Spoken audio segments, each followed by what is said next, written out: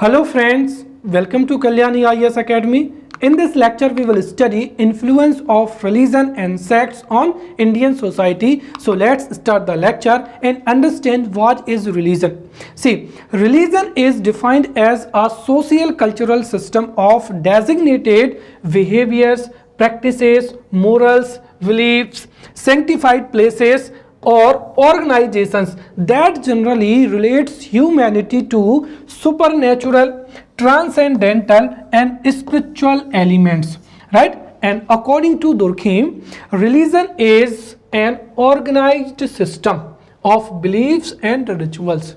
So according to Durkheim, religion is an organized system of beliefs and rituals associated with sacred things that unite people into a moral community through faith and rituals. Right? Now understand dharma. See, the concept of dharma in in Indian context is different from Western context. Right? So in Indian context, we can understand dharma as a way of life, right? So in Indian context, dharma is way of life, and according to Dr. Radhakrishnan, the principles according to which we live our daily life or by which our social relations are established is known as religion. So, according to Dr. Radhakrishnan, the principles according to which we live our daily life or by which our social relations are established is known as dharma. Dharma is the truth of life. Also, dharma is the determining force in our nature. So, this is the definition of dharma in Indian context, right? And according to P.V. Kane, right, according to P.V. Kane, religion is not a belief. जबकि अगर हम देखें तो the concept of religion in western context में अगर हम देखें तो वहां पर रिलीजन को जो है रिलीजन क्या है, राइट? सो वेस्टर्न कॉन्टेक्स्ट में belief in superhuman and following a particular religious practice is known as religion. जबकि पीवी काने ने क्या कहा है कि religion is not a belief, it is a way of life, right? तो इंडियन कंटेक्स्ट में धर्म को वे ऑफ लाइफ माना है. किसने? पीवी काने ने, right? So according to P V Kane, religion is not a belief, it is a way of life और system of conduct which provides vitality as an individual and as an society. It regulates behavior of a person and develops personality, right? So we have understand the concept of dharma in Indian context, right? In the previous lecture we have studied influence of Hindu dharma on Indian society. In this lecture we will study the influence of Buddhism or Bauddha religion on Indian society. So at first we will see the origin of Buddhism or Bauddha religion, then we will study the influence of Buddhism on Indian society. See, Buddhism was established by Mahatma Buddha, right? So Bauddha religion, or we can say that Buddhism was established by Mahatma Buddha, and the meaning of Buddha is awakened or luminous. Gautam Buddha was born in 563 BC at Lumbini near Kapilvastu, and Kapilvastu was the capital of Sakyas. तो जो कपिलवस्ती है, right, Kapilvastu में साक्यास rule करते थे और इसी साक्य कुल में ही गौतम बुद्ध का जन्म हुआ था. तो Buddha was born in 563 BC at Lumbini near Kapilavastu, right? और जो गौतम बुद्ध के पिता थे शुद्धोधन, राइट? तो his father Shuddhodana was the head of Shakyas of Kapilavastu और गौतम बुद्ध की जो माँ थी महादेवी, राइट, या महामाया देवी, राइट? तो जो महामाया देवी थी was the princess of Koliya Republic.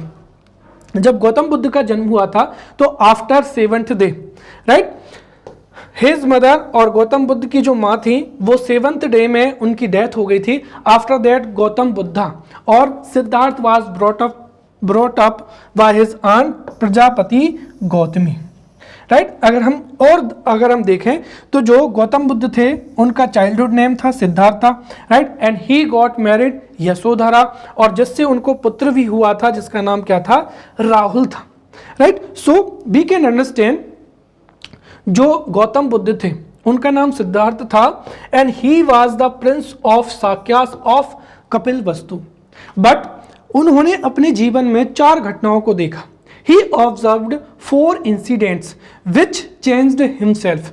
The first is the old man, the sick person and dead person and the sannyasi.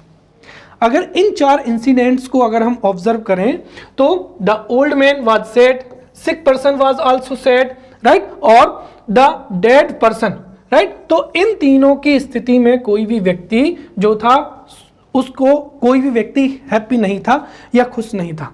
But the fourth incident सन्यासी which was in happy posture और who was the सन्यासी was in happy state, right. So he thought about it, right, why a old man, a sick person और dead person, right, इनके जीवन में happiness क्यों नहीं है, और जो सन्यासी है ही इज वेरी हैप्पी।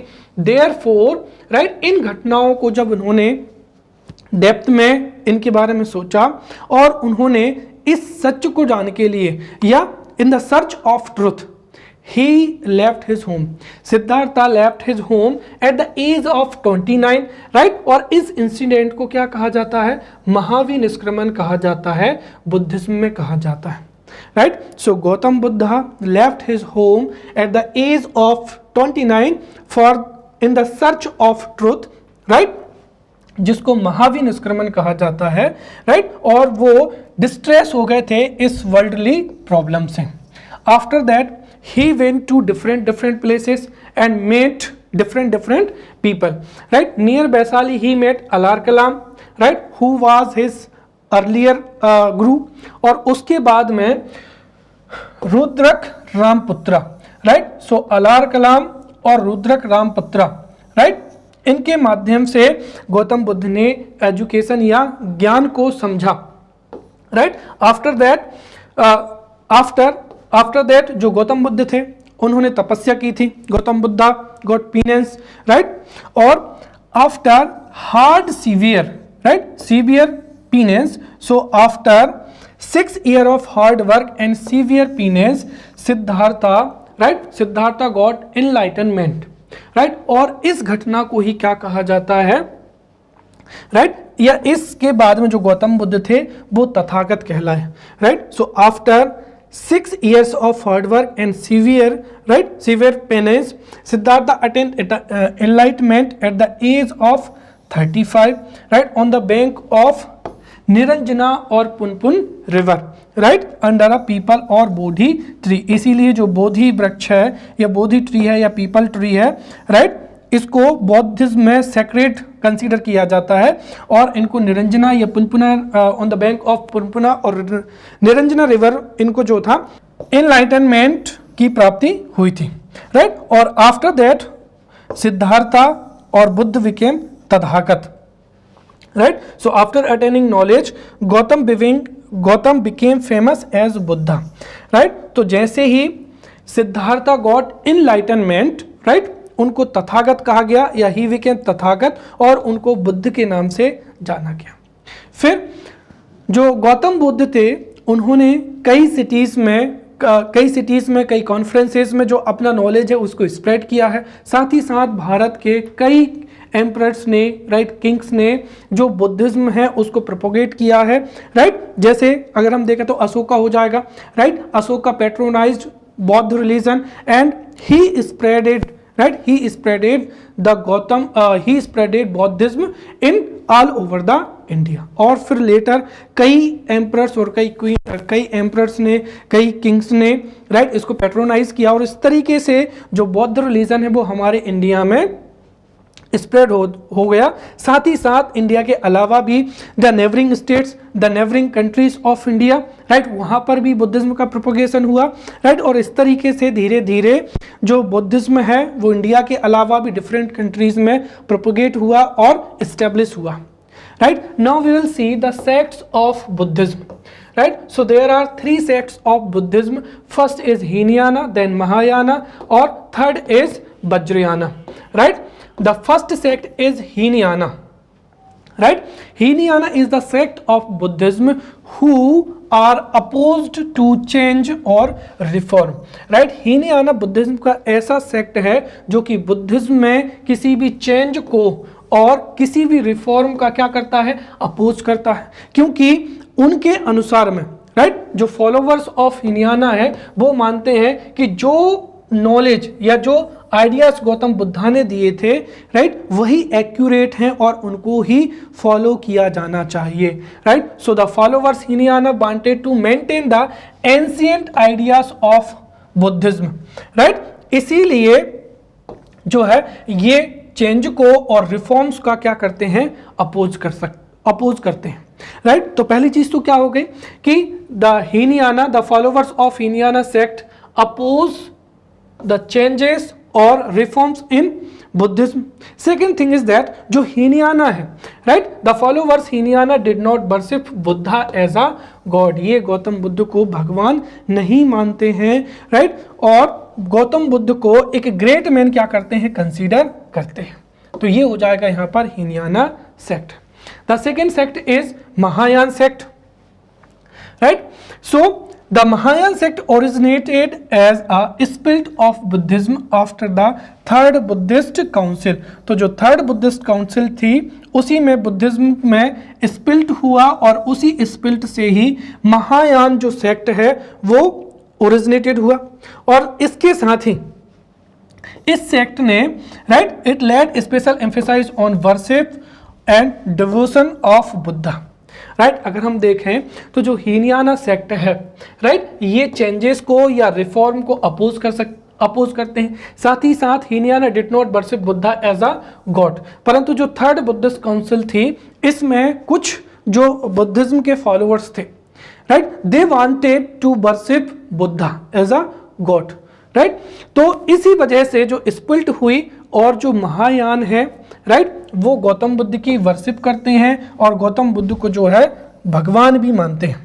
अब थर्ड सेक्ट हो जाएगा वज्रयाना सेक्ट, राइट? तो जो वज्रयाना सेक्ट है, right, Vajrayana sect originated in 17 और 18th century.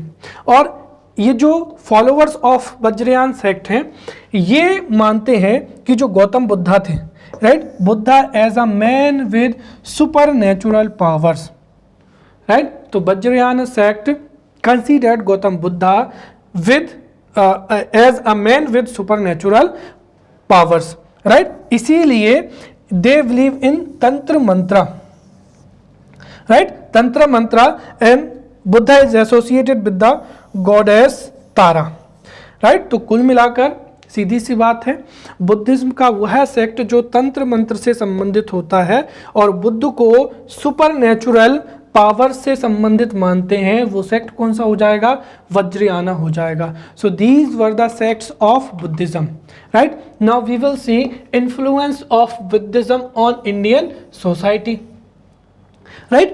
So if you have to understand what was the influence of Buddhism on Indian society, then you should understand what were the contemporary, right, what were the contemporary situations at that time, right? अगर हम देखें तो India में जो हिंदू धर्म है, right, Hindu धर्म is followed in India, right? और हिंदू धर्म में कई जो है, कई हिंदू धर्म की अगर हम बात करें तो हिंदू धर्म के जो टेक्स्ट हैं, right, many text are in Sanskrit language. तो अगर हम देखें तो हिंदू धर्म में जो हिंदू धर्म है वो दुनिया का सबसे अच्छा धर्म है, राइट? अगर हम देखें तो हिंदू धर्म में 4 आश्रम का, राइट, 4 पुरुषार्थ का, 16 संस्कारों का, राइट, 3 ऋणों का और 5 महायज्ञों का जो है कंसेप्ट माना जाता है. साथ ही साथ हिंदू धर्म में जो वर्ण सिस्टम है, राइट, वर्ण system was also prevalent in Hindu धर्म, राइट? तो हिंदू धर्म में जो वर्ण सिस्टम था वो प्रेवलेंट था. और जो वर्ण सिस्टम था अर्लियर, जो वर्ण सिस्टम था that was based on Karma, right. तो इंटरेस्ट के अनुसार या कर्म के आधार पर ही ये जो वर्ण सिस्टम था ये बेस्ड था। But later situation deteriorate, right. तो जो सिचुएशन बाद में खराब हुई और जो वर्ण सिस्टम था वो कर्म के आधार पर ना होकर वर्थ के आधार पर हो गया, राइट। मतलब ये हुआ कि ब्राह्मण का जो ब्राह्मण की जो चिल्ड्रंस थे वो ब्राह्मण हुए और इस तरीके से जो वर्ण सिस्टम था वो birth on the basis of birth जो है वर्ण सिस्टम जो है हमारी सोसाइटी में प्रेवलेंट हो गया। और इस वजह से शुरुआत में अगर हम देखें तो हमने देखा था कि जो यज्ञोपवीत संस्कार होता है, यज्ञोपवीत संस्कार तीन वर्णों के लिए होता है, राइट। ब्राह्मण वर्ण, ब्राह्मण, क्षत्रिय एंड वैश्य, इन तीनों को क्या कहा जाता है? द्विज कहा जाता है। और जो शूद्रास थे, राइट, शूद्रास के लिए जो था यज्ञोपवीत संस्कार का प्रावधान नहीं था। इसके साथ ही धीरे धीरे जो शूद्रास थे इन तीन वर्णों को द्विज कहा जाता था और इनको जो रिलीजियस स्ट्रेटिफिकेशन था उसमें इनको जो था अपर वर्ण माना जाता था और इनको लोअर वर्ण माना जाता था। धीरे धीरे सिचुएशन और खराब हुई और इनको जो शूद्रास थे उनको अनटचेबल माना जाने लगा। तो एक चीज तो क्लियर हुई थी कि उस समय पे जो कास्टिज्म था, राइट, कास्टिज्म था वो बहुत ज़्यादा प्रिविलेंस था और हमारी सोसाइटी में कुछ कास्ट को जो है अनटचेबल्स माना जाता था और उनके साथ में जो सोशल बिहेवियर था वह भी डिस्क्रिमिनेटरी था, पहली चीज। दूसरी चीज सिचुएशन में क्या थी कि जो डोमिनेंस ऑफ ब्राह्मण, राइट। अगर हम देखें तो हमारे हिंदू धर्म में जो 16 संस्कार हैं, राइट, यह 5 क्या है? महायज्ञास है, राइट। तो हमारे जो हिंदू धर्म में प्यूरिफिकेशन ऑफ ह्यूमन, राइट, तो ह्यूमन के या मनुष्यों के शुद्धिकरण के लिए 16 संस्कारों का होना जरूरी था। साथ ही साथ 5 महायज्ञों का जो भी प्रावधान था। परंतु धीरे धीरे इस सिचुएशन में ये जो थी इसमें भी जो थी काफ़ी चेंजेस हुए और ब्राह्मण्स ने जो वर्शिप हो जाएगा, राइट, यजनास, परफॉर्मेंस ऑफ यजनास हो जाएगा, राइट, चैरिटी हो जाएगा, उसको इतना ज़्यादा कर दिया कि जो लोकल व्यक्ति थे या हम तक कह सकते हैं कि जो जनरल जो उस समय के जो एक तरीके से उस समय के जो लोग थे वो इस सिस्टम से बहुत ही ज़्यादा क्या हो गए थे? इरिटेट हो गए थे, राइट। तो जो परफॉर्मेंस ऑफ यजनास, राइट, ये इंक्रीज हो रहा था। साथ ही साथ अगर हम देखें तो जो फिलॉसफी थी, हिंदू धर्म की जो फिलॉसफी थी, राइट, ये हम एक तरीके से कह सकते हैं कि जो फिलॉसफी थी, राइट, वो किससे प्राप्त होती थी? वेदा से प्राप्त होती थी, पुराण से प्राप्त होती थी और ये सभी किसमें थे? संस्कृत लैंग्वेज में थे। इसीलिए जो वेदास थे उनको पढ़ने में भी सोसाइटी के जो लोग थे उनको दिक्कत जाती थी। साथ ही साथ ब्राह्मण्स ने लोगों को वेद पढ़ने के लिए भी अलाउ नहीं किया था, जैसे Shudras were not allowed to study the Vedas, right. तो इस वजह से सोसाइटी में जो हिंदू धर्म था उसमें ही कई तरीके की जो है प्रॉब्लम्स क्रिएट हो गई थी। और जैसे ही यहाँ पर बुद्धिज्म का ओरिजिन हुआ, इंडिया में जैसे ही बुद्धिज्म का ओरिजिन हुआ तो हमारे देश के, हम एक तरीके से कह सकते हैं कि हिंदू धर्म के जो भी डिस्क्रिमिनेटेड लोग थे या जो भी इरिटेट पर्सन्स थे उन्होंने बुद्ध धर्म को या बुद्धिज्म को स्वीकार कर लिया या फिर वो बुद्धिज्म से क्या हुए? जो है इन्फ्लुएंस्ड हुए। अब किस तरीके से उस समय की जो सोसाइटी इन्फ्लुएंस हुई थी उसको हम आसानी से यहाँ पर एक एक करके समझ सकते हैं, राइट। तो पहला क्या हो जाएगा यहाँ पर, राइट, कि जो हिंदू धर्म में, राइट, हिंदू धर्म में जो रिचुअल्स और जो सैक्रिफाइसेस थे, राइट, परफॉर्मेंस ऑफ यजनास था, राइट, उसकी वजह से जो सिचुएशन बहुत ही ज़्यादा डिस्क्रिमिनेटरी हो गई थी या इरिटेट हो गई थी या प्रिवलेंट थी, राइट, उसमें क्या हुई? कमी आई, right. So under the influence of Buddhism there has been a huge adverse effect on rituals, sacrifices, right, which were prevalent in Indian society, right। तो बुद्धिज्म के इन्फ्लुएंस से परफॉर्मेंस ऑफ यजनास, रिचुअल्स, जो sacrifices थे उनमें कमी आई। इसके साथ ही non violence has a wide impact on Buddhism. जो नॉन वायलेंस था, राइट जो कि फिलोसफी थी बुद्धिज्म की वो भी काफ़ी प्रोपोगेट हुई, और जो एनिमल सेक्रीफाइसेस होते थे, राइट, या जिसको हम कहते हैं पशु बलि, राइट, उसमें भी क्या हुई, कमी आई। तो नॉन जो वायलेंस है उसको प्रेफर किया गया सोसाइटी में। इसके साथ ही जो adoption of the teaching of non violence, तो जो नॉन वायलेंस की टीचिंग्स थी उनको सोसाइटी में एक्सेप्ट किया गया। और जो सेक्रीफाइसियल सिस्टम था, ये हम कह सकते हैं कि एनिमल सेक्राइस, राइट, एट द या ड्यूरिंग द परफॉर्मिंग ऑफ यजनास, जो एनिमल्स को सेक्रीफाइस किया जाता था उसमें क्या आई, काफ़ी कमी आई और नॉन वायलेंस को सोसाइटी में स्वीकार किया गया। इसके साथ ही the practice of offering sacrifices in the yajnas came to an end. अब एंड तो पूरी तरीके से नहीं हुआ था, फिर भी हम कह सकते हैं कि जो हिंदू धर्म में जो रिजिडिटी आ चुकी थी, राइट, हार्डनेस या रिजिडिटी जो आ चुकी थी वह समाप्त हो गई थी, और जो सेक्रीफाइसेस थे, राइट, और जो एनिमल सेक्रीफाइसेस थे उन पर बहुत ज़्यादा कमी आई या कहीं कहीं पर रुक गए। Also there has been increase in the attraction toward निरामय फूड, राइट, निरामय फूड एक तरीके से हम कह सकते हैं कि ये क्या हो जाएगा, नॉन वेजिटेरियन फूड्स हो जाएगा, राइट, तो यहाँ पर जो वेजिटेरियन फूड हो जाएगा। तो ये जो निरामय फूड था वो सोसाइटी में एक तरीके से प्रेवलेंट हुआ, राइट, सो निरामय फूड को प्रेवलेंस मिला, और इसी वजह से जो सोसाइटी में वेजिटेरियंस की संख्या थी वो भी इंक्रीज होने लगी थी, राइट। इसके साथ ही अगर हम देखें तो बौद्धिज्म को प्रोपोगेट करने में जो बुद्धिस्ट मॉन्क थे उनका रोल बहुत ही इंपॉर्टेंट था। जो बुद्धिस्ट मॉन्क होते थे वो एक जगह से दूसरी जगह जो बुद्धिज्म की आइडियोलॉजी थी उसको प्रोपोगेट करते थे, और इसके लिए चैत्य या विहारास के माध्यम से वो अलग अलग किंगडम में या अलग अलग प्लेसेस में जाकर बौद्धिज्म को जो है प्रोपोगेट करते थे। कुल मिलाकर अगर हम देखें तो सेज जो लाइफ थी, right, importance of says life और इंपॉर्टेंस ऑफ सेजेस, ये हमारी सोसाइटी में इंक्रीज हुआ, और इसके इन्फ्लुएंस से ही हमारे इंडिया में, यहाँ अगर हम कहें कि इंडियन सोसाइटी में जो वैष्णव सेंट्स हैं या सेवा सेंट्स हैं या जो शाक्त सेक्ट के जो सेंट हैं वो एग्जिस्टेंस में ही आए, तो because of the influence of Buddhism religion जो हिंदू धर्म के सेक्ट्स थे जैसे वैष्णवा, शैवा, शाक्ता, राइट, इनके जो सेजेस थे वो एग्जिस्टेंस में आए या इन्फ्लुएंस्ड हुए, और उन्होंने भी फिर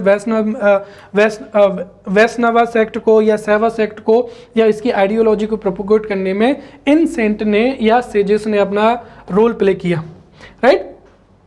इसके साथ ही जो रिलीजियस इविल्स होती थी, राइट, रिलीजियस इविल्स है, चाहे वो फिलॉसफी हो, राइट, या जो स्वर्ग या नर्क का कंसेप्ट हो, या फिर जो जितनी भी रिलीजियस इविल्स होती थी, राइट, जो कई ऐसी इविल प्रैक्टिसेस होती थी, राइट, वो इन्फ्लुएंस्ड हुई, और कुछ जो रिलीजियस इविल्स थी वो तो क्या हो गई, समाप्ति हो गई। और सबसे महत्वपूर्ण, सोसाइटी में जो डोमिनेंस ऑफ ब्राह्मण्स था, डोमिनेंस ऑफ ब्राह्मण्स बहुत ही कम हो गया, और सुप्रीमेसी ऑफ जो प्रीस्ट थी, एक तरीके से ब्राह्मण्स की मोनोपोली थी, right, for providing education, right, studying Vedas, right, और उसके साथ ही सोसाइटी में उनका डोमिनेंस बहुत ही ज़्यादा था। तो जो प्रीस्ट की जो सुप्रीमेसी थी वो समाप्त हो गई, इसके साथ ही जो ब्राह्मण्स का डोमिनेंस था वो भी क्या हुआ,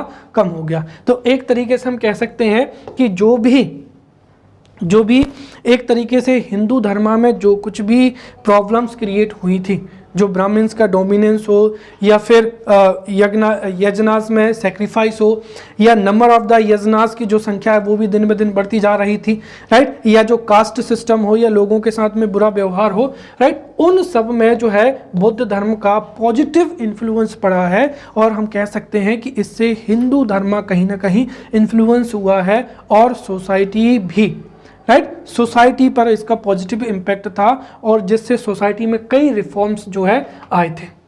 सेकंड हो जाएगा यहाँ पर influence on political life, right, so influence अब जो है हम we will see the influence on political life. तो बुद्धिज्म का पॉलिटिकल लाइफ में क्या अंतर था, राइट। पॉलिटिकल लाइफ में अगर हम देखें तो हिंदू धर्म में जो वर्ण सिस्टम था वो बेस्ड ऑन बर्थ हो गया था, अर्थात बाय बर्थ जो है अब कोई भी व्यक्ति या पर्सन जो है किसी वर्ण का क्या होगा, मेंबर होगा। और इस वजह से कास्ट सिस्टम जो था हमारे इंडियन सोसाइटी में प्रेवलेंट था, राइट। तो जो कास्ट सिस्टम प्रेवलेंट था और उसके साथ ही discrimination was also increasing day by day, right.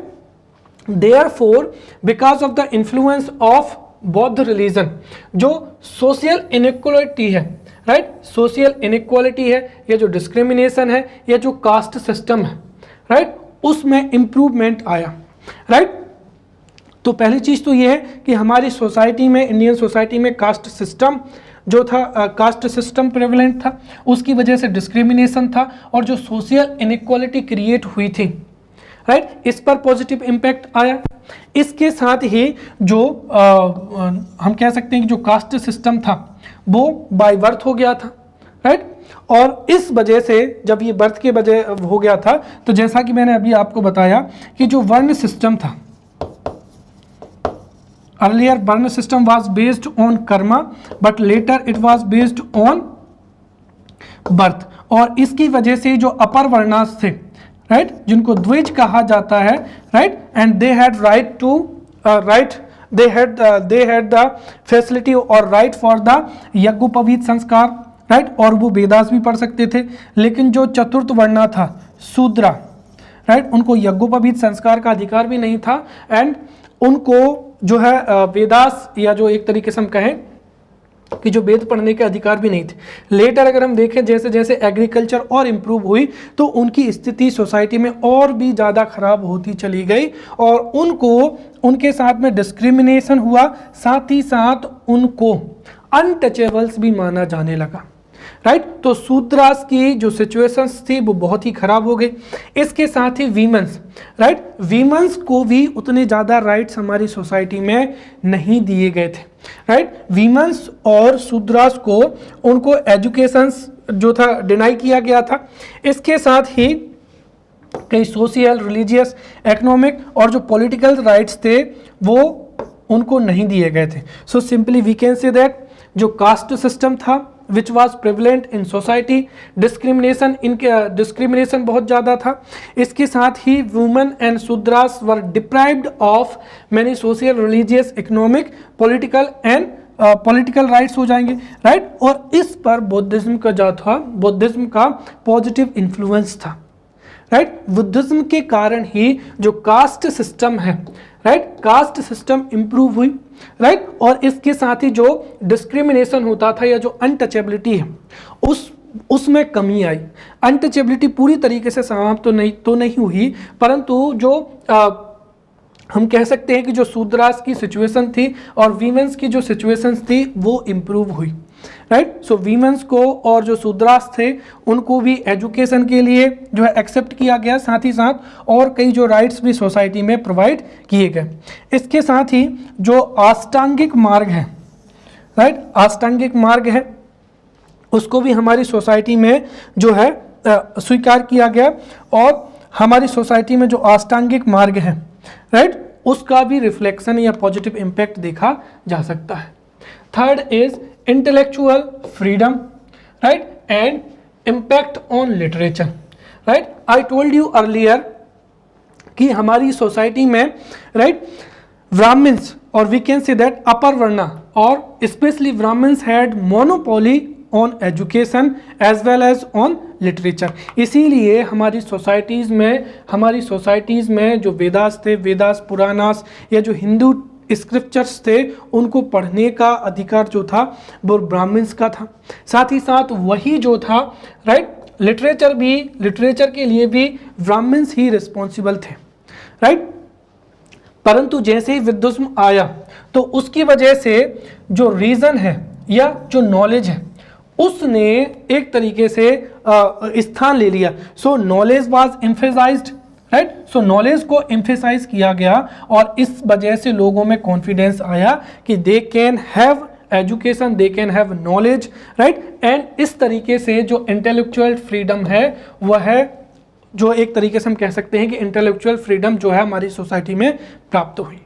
तो बुद्धिज्म के रिलीजन की वजह से ही नॉलेज को एम्फेसाइज किया गया और लोगों ने जो धर्मशास्त्र हैं या नॉलेज को गैदर करना प्रारंभ किया और इससे इंटेलेक्चुअल जो फ्रीडम है वह भी इंक्रीज हुई।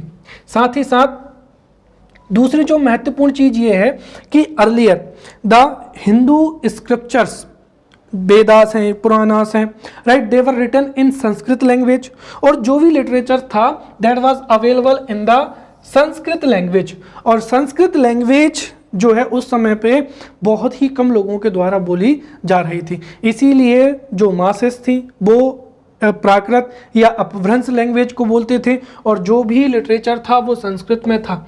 इसीलिए बौद्ध धर्म में एक न्यू लिटरेचर जो है इवॉल्व हुआ और new literature was written in Pali language. और हम कह सकते हैं कि उस समय पे जो बोलचाल की भाषा थी Pali language. So literature was written in Pali language, therefore this literature was easy to grasp, लोगों को समझ में आ रहा था, इसलिए जो उस समय पे या उस समय पे सोसाइटी में जो बुद्धिज्म लिटरेचर था उसको प्रेफरेंस दिया गया था, राइट।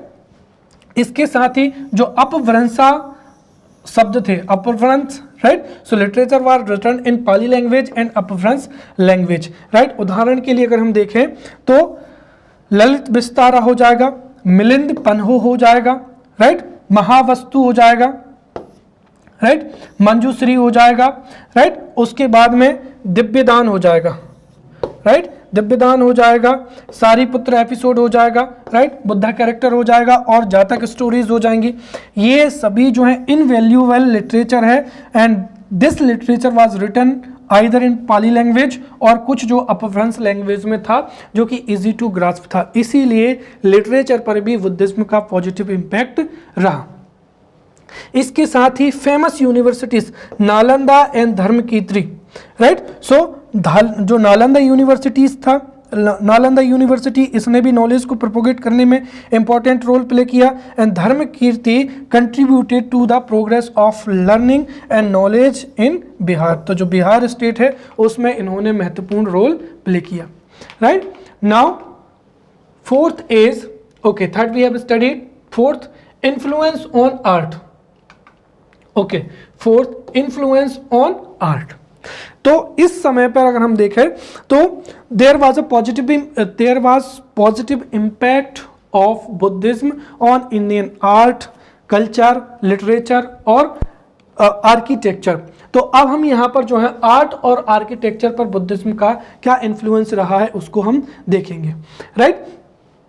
तो बुद्धिज्म की वजह से जो आर्किटेक्चर है या स्क्रिप्चर्स है या पेंटिंग्स है, ये तीनों ही क्या हुए हैं, इन्फ्लुएंस हुए हैं, राइट। अगर हम यहाँ पर पेंटिंग की बात करें तो बुद्धिज्म के इन्फ्लुएंस से ही जो फ्रेस्को पेंटिंग्स थी, राइट, उसमें काफ़ी चेंजेस आए हैं। ये हम कह सकते हैं कि जो पेंटिंग्स थी, राइट, पेंटिंग्स वर पेट्रोनाइज, और हम कह सकते हैं कि पेंटिंग्स में जो है इम्प्रूव हुई या पेंटिंग्स जो है इन्फ्लुएंस हुई, राइट। जैसे अगर हम बात करते हैं तो जो फ्रेस्को पेंटिंग्स हैं, right, fresco paintings at Ellora and Ajanta, तो कई बुद्धिज्म, राइट, बुद्धिज्म इन्फ्लुएंस की कई फ्रेस्को पेंटिंग्स जो हैं अजंता एवं एलोरा में हैं, राइट। इसके साथ ही अगर हम देखें तो आर्किटेक्चर पर भी इसका पॉजिटिव इम्पैक्ट रहा, राइट। जो स्तूपात है, स्तूपास का कंस्ट्रक्शन शुरू हुआ, जैसे स्तूपास एट सांची,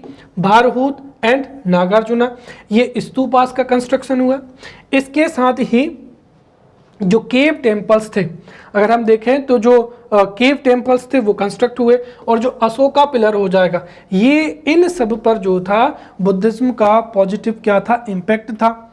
इसके साथ ही सबसे महत्वपूर्ण जो गांधारा आर्ट है, स्कल्पचर की जो गांधारा आर्ट है वो भी बुद्धिज्म के इन्फ्लुएंस से ही क्या हुई है, डेवलप हुई है, राइट। जो बुद्धिस्ट टेम्पल्स हैं, स्तूपास हैं या स्कल्पचर्स हैं, राइट, उनमें एक न्यू स्टाइल जो है ओरिजिनेट हुई या डेवलप हुई, और उस न्यू स्टाइल को ही क्या कहा गया, गांधारा आर्ट कहा गया।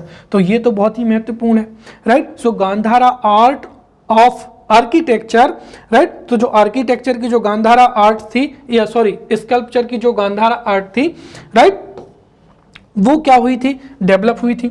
इसके साथ ही जो बौद्धिज्म था वो जो हमारे जो नेबरिंग कंट्रीज थे उनमें भी स्प्रेड हुआ था, जैसे थाईलैंड है, कंबोडिया है, right, Java, Sumatra, Burma, Sri Lanka, Tibet, Nepal, right, इनमें भी जो है बुद्धिज्म का इन्फ्लुएंस रहा है और इनका प्रोपगेशन हुआ है।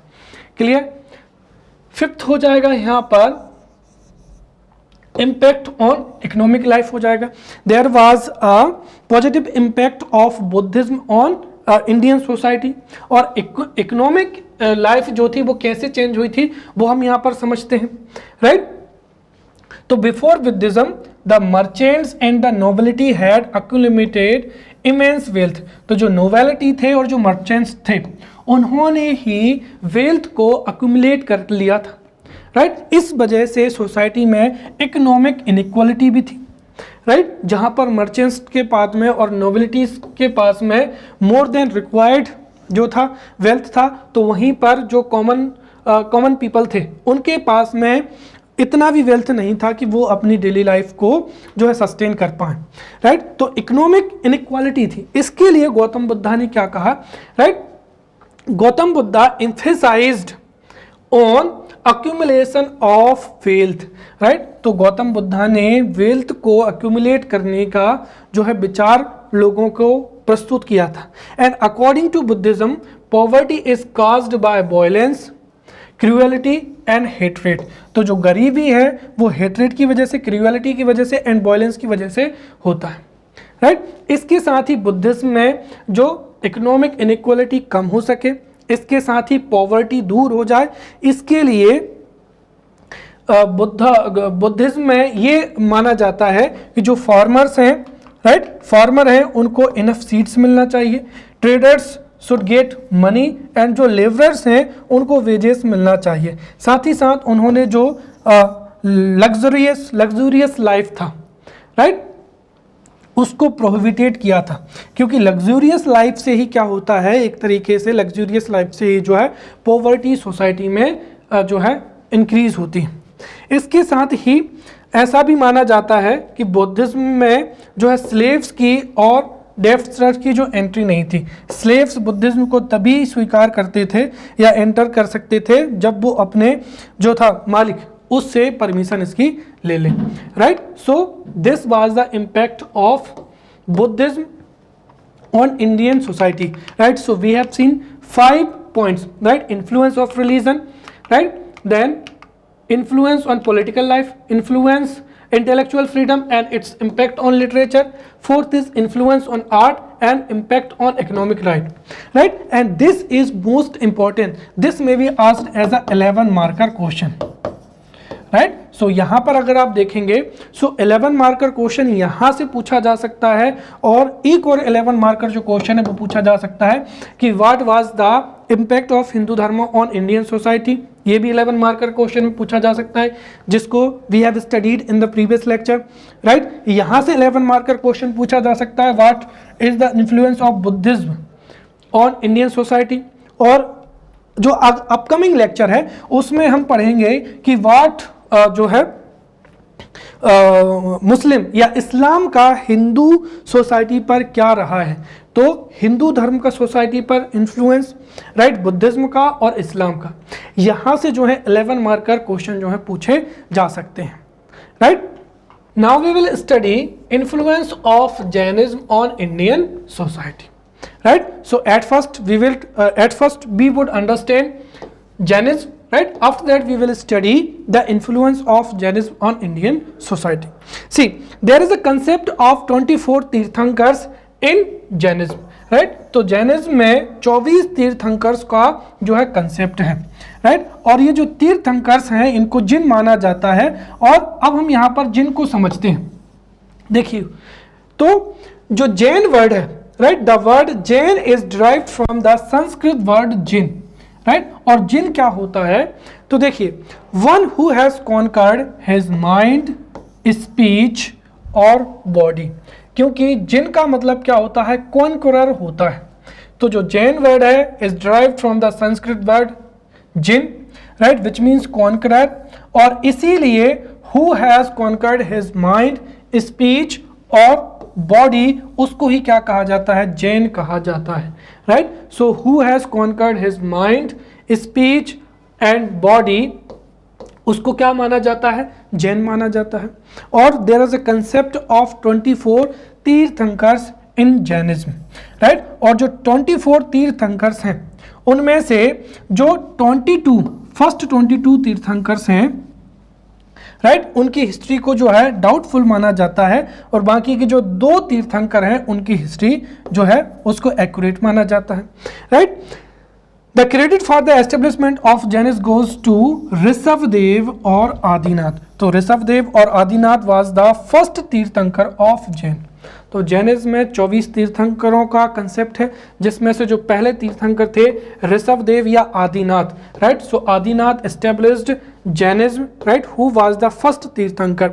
उसके बाद में जो 23rd तीर्थंकर थे वो थे पार्श्वनाथ, और Parshvanath was the son of Ikshvaku dynasty king Ashvasena. तो अश्वसेन के ये पुत्र थे। और जो पार्श्वनाथ के फॉलोअर्स थे, तो पार्श्वनाथ के फॉलोअर्स को निर्ग्रंथ कहा जाता था, राइट। जो रियल फाउंडर माना जाता है जैनिज्म का, वो माना जाता है महावीर स्वामी को, right. So the real founder of Jainism is Mahavir Swami, जो कि जैनिज्म के 24th क्या थे, तीर्थंकर थे, राइट। तो जो महावीर स्वामी थे जो कि 24th और लास्ट तीर्थंकर थे, इनको ही जैनिज्म का रियल फाउंडर जो है माना जाता है। और इन्होंने ही जो जैन रिलीजन है या जैनिज्म को प्रोपोगेट करने में और इसकी आइडियोलॉजी को स्प्रेड करने में अपना इम्पोर्टेंट रोल प्ले किया है, राइट। अगर हम जैन रिलीजन की बात करते हैं तो जैनिज्म बिलीव इन री इनकारनेशन एंड कर्मास, राइट, कार्मासिज्म। तो ये री इनकारनेशन को क्या करते हैं, री इनकारनेशन को जो है एक्सेप्ट करते हैं, और जो इसी है जो कर्मा है उसको ही काज ऑफ बर्थ और क्या मानते हैं, डेथ मानते हैं। तो ये कर्म को ही काज ऑफ बर्थ और डेथ मानते हैं, राइट। और इसके साथ ही जो जैनिज्म है पूरी दुनिया में अपनी अहिंसा के लिए जाना जाता है, राइट। जो दुनिया में अहिंसा है उसको स्प्रेड या द कंसेप्ट ऑफ अहिंसा जो है जैनिज्म का बहुत ही पूरी दुनिया में फेमस है। और जो जैन है वो युद्ध और एग्रीकल्चर, क्योंकि युद्ध में भी किलिंग्स होती हैं, राइट, वायलेंस होता है, इसीलिए वार इज जो है प्रोहिबिटेड इन जैनिज्म। इसके साथ ही एग्रीकल्चर, राइट। आप सोचिए कि एग्रीकल्चर भी जब हम करते हैं तो हमें पौधों को काटना होता है, राइट, उसको भी अहिंसा माना जाता है। Therefore war and agriculture are both forbidden in Jainism, right, क्योंकि दोनों में ही क्या होता है, वायलेंस होता है। इसके साथ ही आइडियल वर्शिप जो था जैनिज्म में पहले प्रैक्टिस में नहीं था, परंतु लेटर जो आइडियल वर्शिप है वो तीर्थंकरों का, जैसे महावीर जो हैं उनका शुरुआत हुआ। तो earlier ideal worship was also not prevalent in Jainism, but later ideal worship was prevalent, right. तो कुछ समय पश्चात जो है वो प्रेवलेंट हो गया। तो ये 2 चीज़ें आप याद रखेंगे कि जो जैनिज्म है वो अपनी अहिंसा के लिए जाना जाता है, और ये बार एवं एग्रीकल्चर को भी जो है प्रोहिबिटेड या फॉरबिडन जो है जैनिज्म में मानते हैं। Clear? Now we will see the sect of Jainism, right? तो जैनिज्म के यहाँ पर 2 सेक्ट हो जाएंगे, दिगंबरा और क्या हो जाएगा, श्वेतांबर हो जाएगा, राइट। तो जो श्वेतांबर सेक्ट हो जाएगा और दिगंबरा सेक्ट हो जाएगा, राइट। दिगंबरा सेक्ट को समैया सेक्ट भी कहा जाता है और दूसरा हो जाएगा श्वेतांबर सेक्ट, राइट। तो अब श्वेतांबर में और दिगंबर में क्या अंतर होता है वो समझते हैं। देखिए, भद्रबाहु और उनके जो फॉलोवर जो कि दक्षिण में चले गए थे, तो यहाँ पर भद्रबाहु और उनके फॉलोवर्स को ही क्या माना जाता है, दिगंबर्स माना जाता है, राइट। और ये इनको साउदर्न जो है जैन्स भी कहा जाता है, और ये नेक्ड रहते हैं, राइट, इनका जो है कोई भी क्लॉथ जो है वियर नहीं करते हैं, राइट। और इसके साथ ही ये जो है पीनेंस और जो है exile, right, emphasise on exile और क्या हो जाएगा, पीनेंस हो जाएगा। और people of this class consider four, जो चारों की चारों दिशाएं हैं उनको ही क्या मानते हैं, अपने वस्त्र मानते हैं, राइट। तो कुल मिलाकर अगर हम देखें तो जो भद्रबाहु और उनके जो फॉलोवर्स थे उनको दिगंबर्स कहा गया है, राइट। क्यों कहा गया है, क्योंकि ये नेक्ड होते हैं और ये जो 4 डायरेक्शंस होती हैं उनको ही क्या मानते हैं, अपना क्लॉथ्स मानते हैं, इसीलिए दे बिलीव, राइट, इसीलिए वो नेक्ड रहते हैं। साथ ही वो एक्साइल एवं पीनांस को क्या करते हैं, एम्फेसाइज करते हैं। फिर दूसरा हो जाएगा श्वेतांबर, राइट। इसमें जो शब्द है श्वेता, श्वेता का मतलब क्या होता है, सफेद होता है, राइट। तो the followers of Jainism who wear white clothes, right, जो कि वाइट क्लॉथ्स को वियर करते हैं, साथ ही साथ अपना जो माउथ होता है उस पर भी जो है कपड़ा पहनते हैं, उनको क्या कहा जाता है, श्वेतांबर कहा जाता है, right. So the followers of Jainism who wear white clothes, उनको क्या कहा जाता है, श्वेतांबर कहा जाता है। और जो स्थूलभद्र थे, राइट, स्थूलभद्र और उनके फॉलोवर्स को ही क्या कहा जाता है, श्वेतांबर कहा जाता है।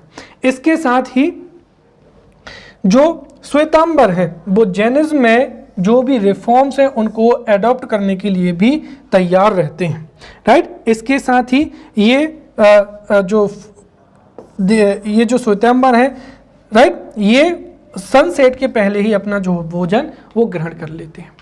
Clear. So we have studied the Jainism and sects of Jainism.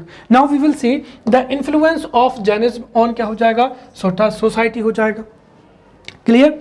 देखिए, जब इंडियन सोसाइटी में बौद्धिज्म जो है एस्टेब्लिश हो रहा था अलॉन्ग विद बुद्धिज्म, राइट, तो जब बुद्धिज्म एस्टेब्लिश हो रहा था उसी समय पर जैनिज्म भी इंडियन सोसाइटी में एस्टेब्लिश हो रहा था, राइट। हमारे इंडिया के कुछ एम्परर से कुछ किंग्स ने जो है बुद्धिज्म को पैट्रोनाइज किया, तो कुछ ने जैनिज्म को प्रोपोगेट किया। तो मेरा कहने का मतलब ये है कि जो सोशल स्ट्रक्चर था या जो सोशल सिचुएशंस थी वो लगभग क्या थी, समान थी, right.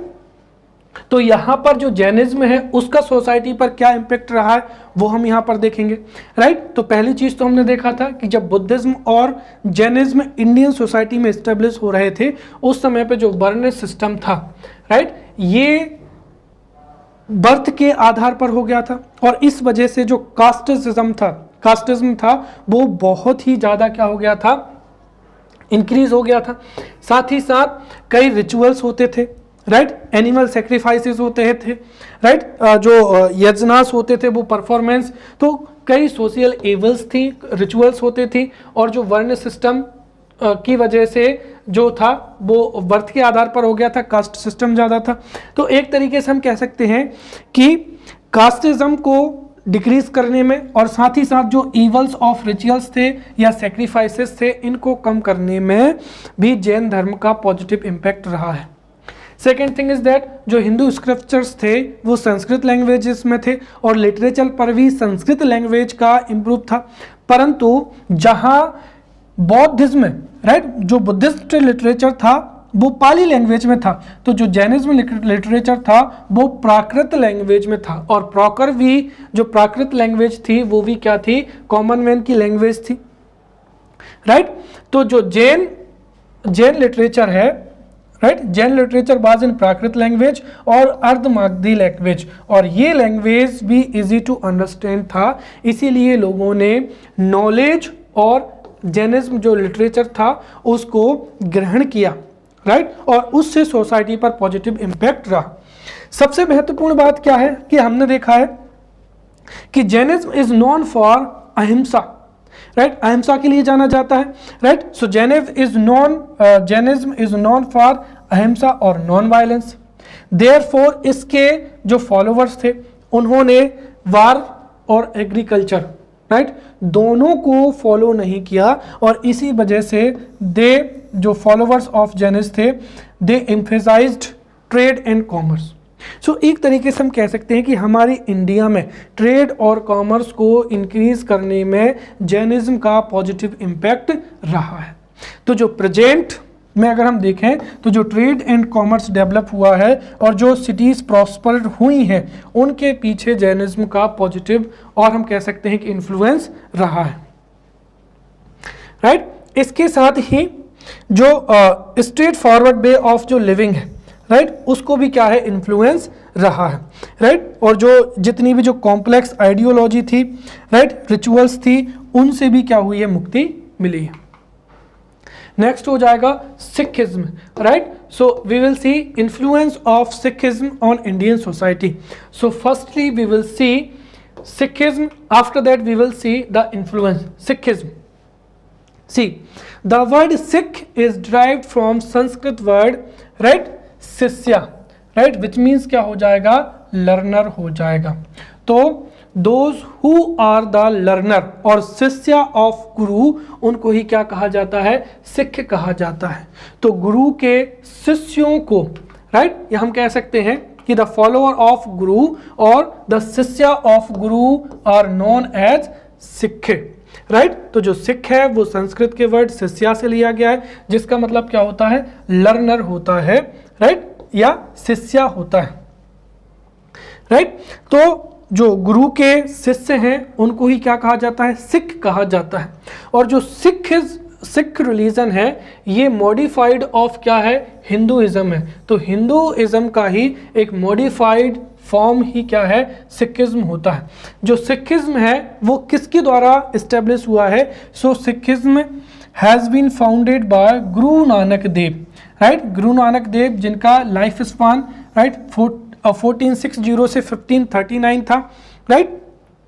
So Guru Nanak founded the Sikhism, right. और उनका जो जन्म था वो तलवंडी में हुआ था, जो कि कहाँ है, लरकाना प्रांत, कहाँ पर हुआ है, पाकिस्तान में हुआ है, right. So Sikhism was founded by Guru Nanak देव, और जो कि सिखों के क्या थे, फर्स्ट गुरु थे। उसके बाद में 9 गुरु और हुए हैं। तो सिख धर्म में 10 गुरु हैं, राइट। तो जो पहले गुरु थे गुरु नानक देव, उन्होंने ही सिख धर्म को इस्टेब्लिश किया था। जो गुरु नानक थे वो रिलीजियस रिफॉर्मर थे, सोशल रिफॉर्मर थे and influenced by Kabir, right. तो वो कबीर से भी जो थे इन्फ्लुएंस थे, इसीलिए उनका जो लिटरेचर था, राइट, उनके लिटरेचर पर कबीर का भी इम्पैक्ट है। साथ ही साथ जो गुरु नानक देव थे उन्होंने जो सूफीज थे उनसे भी एजुकेशन लिया था। तो कबीर और अपने जो रिलीजियस व्यूज थे, आइडियोलॉजीज थे, वो सोसाइटी में उन्होंने लोगों को प्रदान किए थे, राइट। इसके साथ ही Guru Nanak was the first Guru of Sikh sect, और उसके बाद में जो 9 गुरु थे वो और हुए थे। और जो गुरु पहले गुरु थे गुरु नानक देव, उसके बाद में जो 9 गुरु थे उन्होंने सिखिज्म को और भी ज़्यादा क्या किया है, रिफॉर्म किया है, राइट। और गुरुओं ने सिखिज्म में कुछ आइडियोलॉजी को प्रोपोगेट किया है, राइट। साथ ही साथ लिटरेचर को भी जो है इम्प्रूव किया है, राइट। और इस तरीके से जो 9 गुरु थे उन्होंने सिखिज्म की टीचिंग को, आइडियोलॉजी को बढ़ाने में और अधिक योगदान दिया है, राइट।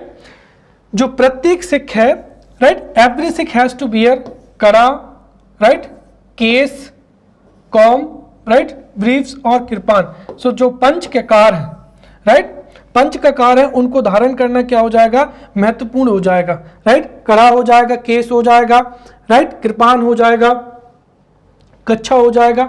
ये पंच ककार जो है धारण करना इनके लिए अनिवार्य है। इसके साथ ही ये सभी जो सिख हैं वो खालसा पंथ के क्या बन जाते हैं, फॉलोअर बन जाते हैं। और जैसे जो पाहुल राइट होता है, सो आफ्टर पाहुल राइट, सिखिज्म में ये माना जाता है कि व्यक्ति बाय बर्थ सिख नहीं होता है, राइट। आफ्टर पाहुल राइट और पाहुल रिचुअल जो है कोई भी व्यक्ति जो है वो सिख बन जाता है। एंड आफ्टर पाहुल जो रिचुअल होती है उसके बाद में जो बॉय हैं उनको सिख टाइटल, और जो गर्ल हैं उनको कौर जो टाइटल जो है एक्सेप्ट करना होता है।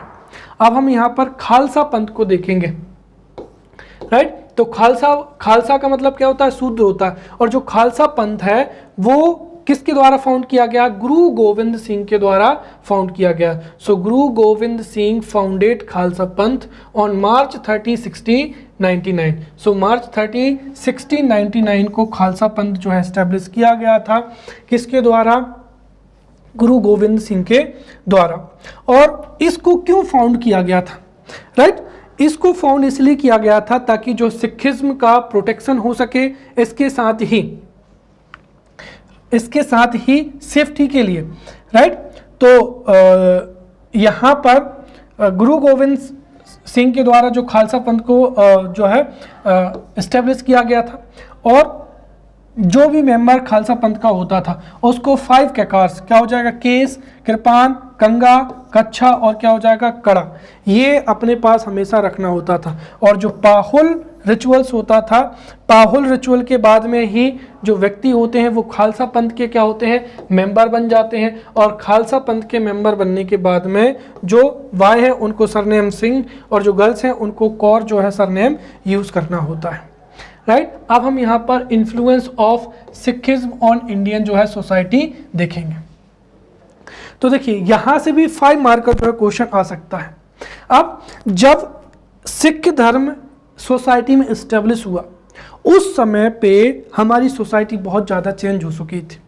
राइट, अगर हम देखें तो आफ्टर सल्तनत पीरियड, और अगर हम देखें तो सल्तनत पीरियड के बाद में जो मुगल पीरियड था, राइट, सल्तनत पीरियड और मुगल पीरियड, राइट, सल्तनत पीरियड और मुगल पीरियड में कई मुस्लिम एम्परर्स ने सोसाइटी में कई ऐसे चेंजेस किए थे कि जो नॉन मुस्लिम थे उनके साथ में उनका एक्सप्लॉयटेशन हो रहा था। राइट, रिलीजियस परसिक्यूशन हो रहा था। राइट, तो कई जो मुस्लिम रूलर्स थे, मुस्लिम एम्परर्स थे, उन्होंने नॉन मुस्लिम्स पर जजिया टैक्स लगाया है। साथ ही साथ जो नॉन मुस्लिम्स थे उनके रिलीजियस इंस्टीट्यूशंस थे, राइट, उनके रिलीजियस इंस्टीट्यूशंस को अटैक किया जाता था। राइट, रिलीजियस इंस्टीट्यूशन को डिसमेंटल किया जाता था। जो मंदिर होते थे, राइट, उनको अटैक किया जाता था। साथ ही साथ यहाँ पर फोर्सली जो नॉन मुस्लिम होते थे उनको मुस्लिम में जो है कन्वर्ट किया जाता था। तो एक तरीके से अगर हम देखें तो सल्तनत पीरियड और मुगल पीरियड में भी जो बादशाह थे या किंग थे, वो सभी जो किंग थे वो एक तरीके से हम कह सकते हैं कि उन्होंने ये नहीं किया है। जो कुछ एम्परर होते थे, जैसे औरंगजेब हो जाएगा, तो औरंगजेब ने तो एक डिपार्टमेंट ही इसीलिए इस्टेब्लिश किया था कि वो सोसाइटी में जितनी भी हिंदू टेम्पल्स हैं, राइट, हिंदू टेम्पल्स हैं, उनको पूरी तरीके से क्या कर दे? डिस्ट्रॉय कर दे, बर्बाद कर दे। राइट, तो औरंगजेब ने हिंदू टेम्पलों को बर्बाद करवाया था। राइट, कई जो हिंदू टेम्पल्स थे वो तोड़े गए थे। साथ ही साथ लोगों को पकड़ के मुस्लिम जो है मुस्लिम में कन्वर्ट किया जाता था।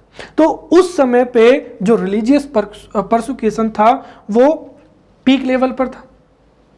राइट, और इसके साथ ही जो स्लेवरी सिस्टम था वो भी सल्तनत पीरियड में डेवलप हुआ था।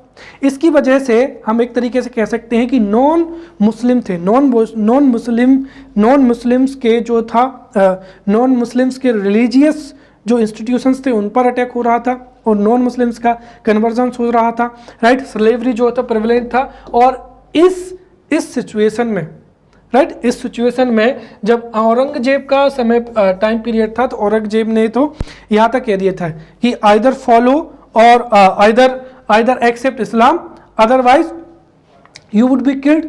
राइट, तो इस तरीके से कन्वर्जन चल रहा था और उस समय पे सिखिज्म जो है वो इस्टेब्लिश हुआ है।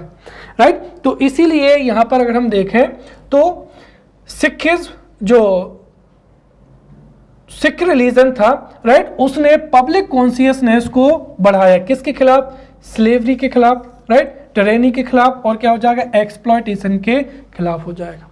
राइट, अगर हम देखें तो सिखों के जो 9वें गुरु हैं एवं 10वें गुरु हैं, उन्होंने तो सीधा जो जहांगीर हैं या औरंगजेब है, राइट, उनसे सीधा उन्होंने क्या किया था? फाइट किया था। राइट, तो सिखों के 9वें एवं 10वें गुरुओं ने जो है एक्सप्लॉयटेशंस के लिए या ट्रेनिंग के जो है लड़ने के लिए लोगों को कॉन्शियस किया था। राइट, तो जो सिख गुरु थे उन्होंने मुस्लिम धर्म को या मुस्लिम रिलीजन को एक्सेप्ट नहीं किया था, बल्कि उन्होंने अपनी डेथ को एक्सेप्ट कर लिया था। तो एक तरीके से सोसाइटी में एक्सप्लॉयटेशन के अगेंस्ट लड़ने के लिए, टायरेनी के अगेंस्ट और स्लेवरी के अगेंस्ट जो था, पब्लिक कॉन्शियसनेस को जो था इंक्रीज किया था, राइट। इसके साथ ही फॉर दिस, राइट, तो अपनी सुरक्षा के लिए, सेफ्टी के लिए जो सिखिज्म है उन्होंने केस, किरपान, कंघा, कच्छा और जो कड़ा है ये रखने का भी जो था लोगों को दिया था। इसके साथ ही जो खालसा दल था उसका एस्टेब्लिश किया गया था। इसके साथ ही जो सिखिज्म था वो एक प्रैग्मेटिक क्या था, रिलीजन था, राइट, जिन्होंने सिंपल जो है ह्यूमन यूनिटी को जो है इम्प्रूव किया था, राइट। तो इस तरीके से जो जितनी भी सुपरस्टिशंस होते थे, रिचुअल्स होते थे, स्टोरियोटाइप्स होते थे, उनके अगेंस्ट में, राइट, उनके अगेंस्ट में इन्फ्लुएंस रहा है और ह्यूमन यूनिटी को इम्प्रूव करने के लिए जो है सिखिज्म का पॉजिटिव जो है इन्फ्लुएंस रहा है। नेक्स्ट हो जाएगा यहाँ पर ज़ोरोएस्ट्रियनिज्म हो जाएगा, right. So at first we will study Zoroastrianism, after that we will see the influence. See, Zoroastrianism, right, और जिसको पारसी धर्म कहा जाता है, so Zoroastrianism is a monotheistic religion, right. So ये जो है पारसी धर्म या Zoroastrianism एक क्या है, मोनोथिस्टिक रिलीजन है, अर्थात इसमें एक ही ईश्वर को जो है प्राथमिकता दी जाती है या एक ही ईश्वर होता है, right. So Zoroastrianism is a monotheistic religion, right. और ऐसा माना जाता है कि जरथुस्ट्रा, राइट, जरथुस्ट को ही जो है ज़ोरोएस्ट्रियनिज्म का ही क्या माना जाता है, ओरिजिनेटर माना जाता है। और ये हिंदू धर्म के समान ही क्या है, एक एंशिएंट रिलीजन है। जो ज़ोरोएस्ट्रियनिज्म की जो होली बुक है वो कौन सी हो जाएगी, जैन अवस्था, right. So Zend Avesta is the religious text of Zoroastrianism हो जाएगा और इनका जो फेस्टिवल क्या हो जाएगा, नवरोज हो जाएगा। तो ज़ोरोएस्ट्रियनिज्म या पारसी धर्म जो है पहले ईरान, राइट, ईरान का धर्म होता था, परंतु जैसे ही इस्लाम का राइज ऑफ इस्लाम हुआ तो जो ज़ोरोएस्ट्रियनिज्म है, राइट, उसका एक तरीके से ज़ोरोएस्ट्रियनिज्म पर जो है नेगेटिव इम्पैक्ट रहा, राइट। और वर्तमान समय में अगर हम देखें तो ईरान में भी जो है इस्लाम का राइज हुआ है और वर्तमान समय में अगर हम देखें तो ज़ोरोएस्ट्रियनिज्म जो है कुछ मात्रा में या फॉलोअर्स ऑफ ज़ोरोएस्ट्रियनिज्म जो है कुछ मात्रा में ईरान में है, इंडिया में है, इस तरीके से है। तो एक तरीके से अगर हम देखें तो वर्तमान समय में जो ज़ोरोएस्ट्रियनिज्म के या पारसी धर्म के फॉलोअर्स की संख्या बहुत ही कम है, right. Now we will see influence of Zoroastrianism on Indian society. तो पहली चीज़ तो ये है कि जो मोनोथिज्म है, राइट, सो मोनोथिज्म के ग्रेटनेस को प्रोपोगेट करने में इस धर्म का महत्वपूर्ण योगदान है, राइट। और मोनोथिज्म जो है वो इम्पोर्टेंट होता है। इससे क्या होता है, जो सोसाइटी में कम्युनिटी होती है या जो रिलीजियस एक तरीके से कॉन्ट्राडिक्शंस होता है वो नहीं हो पाता है, राइट। इसके साथ ही पारसी धर्म के अनुसार the highest God is with in man, तो किसी भी व्यक्ति के अंदर ही क्या होता है, जो है सबसे अधिक अच्छाई होती है, राइट। तो ये जो दो है हम कह सकते हैं कि पॉजिटिव इम्पैक्ट रहा है, राइट। तो ये वी हैव फिनिश्ड द ज़ोरोएस्ट्रियनिज्म और पारसी धर्म। तो ज़ोरोएस्ट्रियनिज्म या पारसी धर्म को भी हमने पढ़ लिया है और इसके इन्फ्लुएंस को भी देख लिया है, right. In upcoming lecture we will study the influence of Islam and Christianity on Indian society, right? Till then, thank you.